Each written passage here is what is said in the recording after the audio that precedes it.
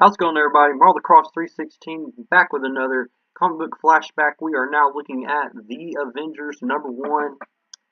We're going to be starting a brand new series. We've already been looking at Spider-Man. We've looked at the X-Men. We've looked at the Fantastic Four. Why not the Avengers? So I'm happy to review this issue. This is actually the first time that I've actually read this issue, and I can say that I really did enjoy reading this issue. It's fun. It's inventful. It has all types of action in it, and I think it's a great origin story as to how Stan Lee brought all these key characters together to form this great team that we still have today. And we know that there have been so many Avengers in the past, but we're looking at the original Avengers. We're looking at how this team came to be. So let's get started. As always, what I do in these videos, I review the story, I look at the artwork, and I'm just going to tell you what I think about it. And so far, like I've already said, I really did enjoy this story. It's a great, great story. So as always, this story is written by Stan Lee, drawn by Jack Kirby, and inking by Dick Ayers, and then the lettering page by Sam Rosen. So when we're looking at the original cast of the Avengers, we got the Thor, we have Iron Man, Ant-Man and the Wasp, and the Incredible Hulk. And so I am so excited. Let's go ahead and look at what we're looking at right now. And so we start out the story with Loki. He's the main villain for this story. And as we know, Loki is related, or somewhat related, to Thor. He is the god of mischief, but in this story, he's referred to as the god of evil. And his main goal, as we learn in this issue, is he wants to get Thor alone so that he can attack him. Right now, you look like he's in some weird-looking land. This is revealed as the Isle of Silence. So he's at this Island of Silence. That's the name of the island. And his goal is to capture the Thor, make Thor come back to Asgard so that he can fight Thor and defeat Thor, because he cannot stand Thor. He has a grudge against Thor because Thor placed him at this isle. So that's his goal. So he has to figure out, how in the world am I going to capture Thor's attention? We learned that Thor is a doctor. He goes by the name of Dr. Don Blake, and he is a doctor, and he takes care of the sick and injured. So that's his Earth disguise. As Thor, all he has to do is strike this enchanted looking stick. It's a walking stick. To everybody else, he looks like a normal man, but whenever he strikes that stick, he becomes the mighty Thor. So that's what we know about Thor. We also see the Hulk, and as Loki is looking at the Hulk, he notices that he can use the Hulk as a way to attract Thor's attention. So we know that Loki, a part of his powers is that he can create illusions with his mind. So the Hulk sees this stick of dynamite. Of course, it's not there, but the Hulk, it looks like it's a real stick of dynamite. Hulk comes to stop the dynamite, but while he does it, he crashes right onto this train track, and it derails like the whole track. It just smashes it because of his gigantic body. We see this train coming, and they notice that the Hulk is in the way and that they can't stop in time. And so the Hulk does everything he can to help the track get back in place so that the train can move on ahead. But while doing so, Hulk's reputation goes down the drain.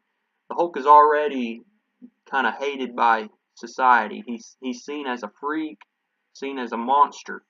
Hulk, of course, he doesn't want to hurt humans, but that's what happens. As humans, we become judgmental, and that's exactly what happened with the Hulk. And so one guy in particular knows all about the Hulk. If you ever read Hulk #1, we know that this guy named Rick Jones, that's him right here, he's in charge of the Teen Brigade, and they made their first appearance in Hulk #6.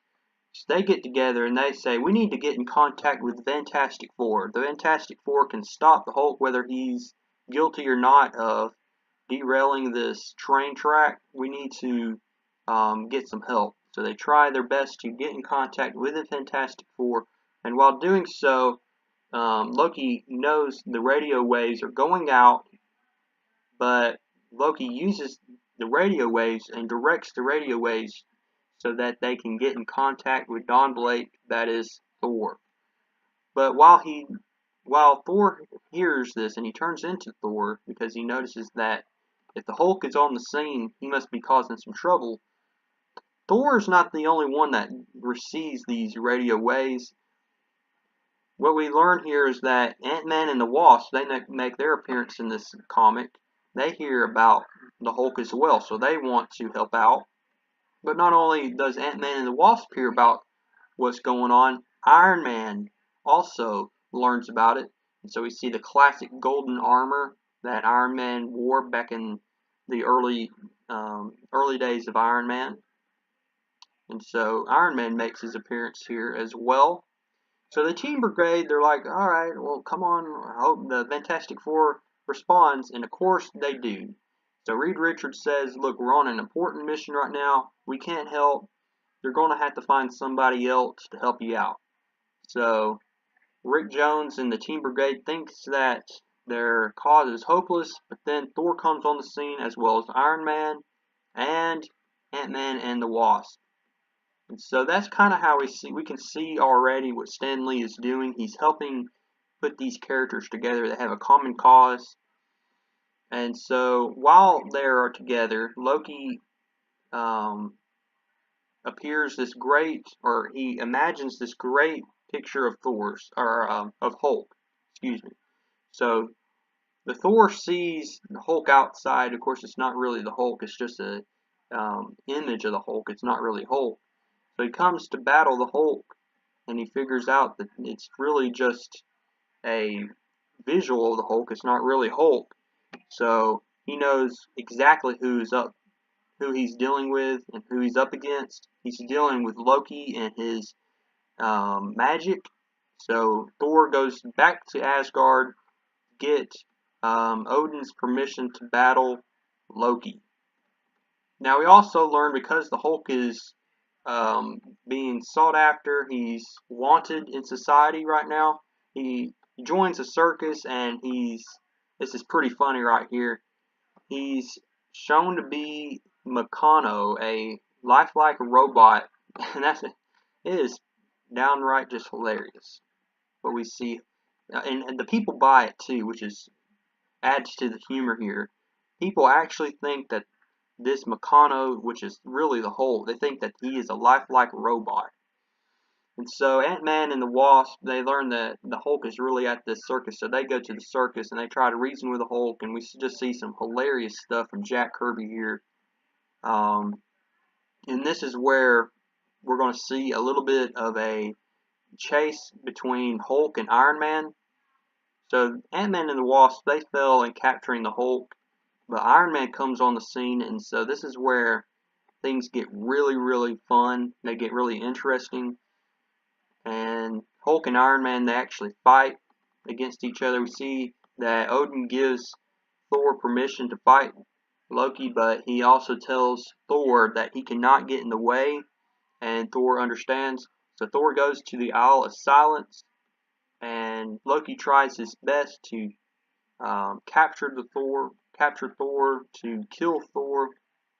And they fight on this big island, and we learn here that the reason Loki wanted Thor to come to this island is because he promised the trolls that he would bring the mightiest god on their island so that they could capture him. But nothing's going to stop Thor because he has his enchanted hammer, Mjolnir. And so Thor uses his hammer to his advantage to fight off the troll, and we see a great battle between Loki and Thor here. Loki tries his best, but to no avail, and Thor says, I have other people on Earth that want to fight you as well, who think that the Hulk is wanted, so you're coming with me. So we get back to Earth here, and we see again the Hulk and Iron Man. They're duking it out right now. Just some great artwork from Jack Kirby. By 1963, I can tell you Jack Kirby's art got a lot better. I can tell you that.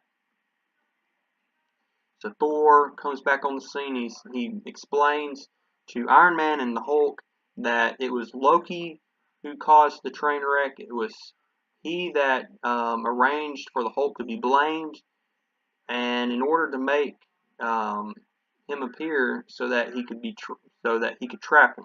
So that was Loki's entire plan right there, to trap Thor, to get revenge on the Thor. He used everybody just so Loki can get his revenge.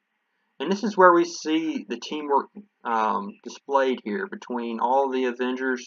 So we see a trapdoor. Loki falls into this trapdoor, and Ant-Man and the Wasp use the power of their ants to capture Loki into this gigantic radioactive waste chamber, and they finally capture Loki. And so while they capture Loki, Ant-Man suggests that, look, we can combine our powers together and we can form a team so that any forces of evil that ever arises, we can stop them. And it seems like Iron Man agrees, Thor agrees to this, and even the Hulk. He says he's tired of being hounded, and he just wants people to accept him. So we see right here that the Wasp, she comes up with a name, the Avengers. They say, hey, that's a great name. And so this is where the Avengers form. And that's how we end the first issue of the Avengers. I hope y'all enjoyed this review. Go ahead and like this video if you have not. Subscribe if you have not, because you'll be seeing videos just like this, whether you enjoy Spider-Man, the X-Men, Fantastic Four, or the Avengers. You're getting it all here, folks. All the stories, all the great Silver Age classic stuff that we've been looking at. You're going to continue getting it. So go ahead and subscribe now, because you don't want to miss out. So hope y'all enjoyed this review. Comment down below what you like. Who is your favorite Avenger?